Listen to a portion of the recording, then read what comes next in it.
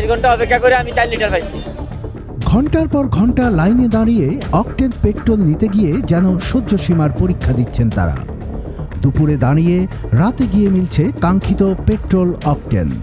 এভাবে 4 থেকে 5 ঘন্টা অপেক্ষা করে ক্লান্ত হলেও শেষে বাইকের জ্বালানি নিতে পেরে স্বস্তির হাসি দিয়ে বের হচ্ছেন ফিলিং স্টেশন থেকে।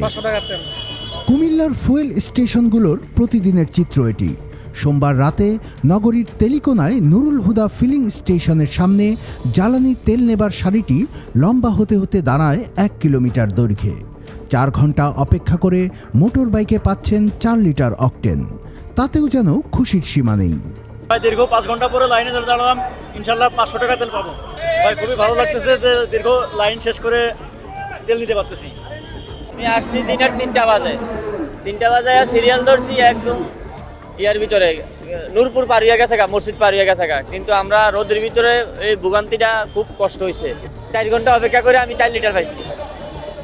লম্বা লাইনে দাঁড়ানোর দীর্ঘ অপেক্ষা, কখনো কখনো লাইন ভাঙা নিয়ে হাতাহাতি, প্রশাসনের হস্তক্ষেপে আবারও সেই লাইনে দাঁড়ানো, এসব সামলাতেই হিমশিম খেতে হয় ফুয়েল স্টেশন কর্তৃপক্ষকে। তো যে কোনো একটা সংখ্যা দিই, তো যদি দ্বিতীয়বার আসে তারপরে আমাদের কাছে ধরা হয় তাহলে আমরা তেল দেই না।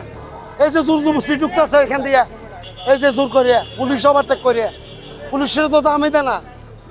তো আজকে তেল দেওয়ার কথা 5টা থেকে, কিন্তু 11টা 10টার পর থেকে সিরিয়াল দেওয়া শুরু হয়েছে, যার জন্য তারা আগে গাড়ি রাইখা তালা মেরে চলে যায়, মালিক যারা তারা চলে যায়, এই জন্য সিরিয়াল সবচেয়ে বড় হয়। একজন যেন একাধিকবার জ্বালানি নিতে না পারেন সেজন্য বিশেষ সাংকেতিক চিহ্ন ব্যবহার করছেন তারা। অনেকেরই অভিযোগ, কেউ কেউ তেল মজুত করার জন্য ভিড় জমাচ্ছেন পাম্পের সামনে। ফিলিং স্টেশনের ট্যাগ অফিসার জানালেন, প্রতিদিন বিকেলের পর থেকে জ্বালানি তেল সংগ্রহের সারিবদ্ধ লাইন ব্যবস্থাপনা করতে হিমশিম খেতে হয় পুলিশ সহ ফিলিং স্টেশন কর্তৃপক্ষকে।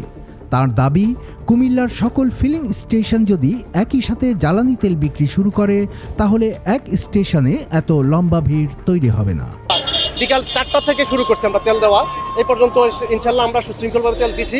আশা করতেছি যে আমরা রাত্র 11টা 12টা যতটাই বাজে আমরা তেল দিব, সবাই যাতে তেল পায়। প্রত্যেকটা পাম্পে যাতে তেল আনে, যদি প্রত্যেকটা পাম্পে তেল থাকে তাইলে আমাদের একটা পাম্পে এই চাপটা থাকবে না।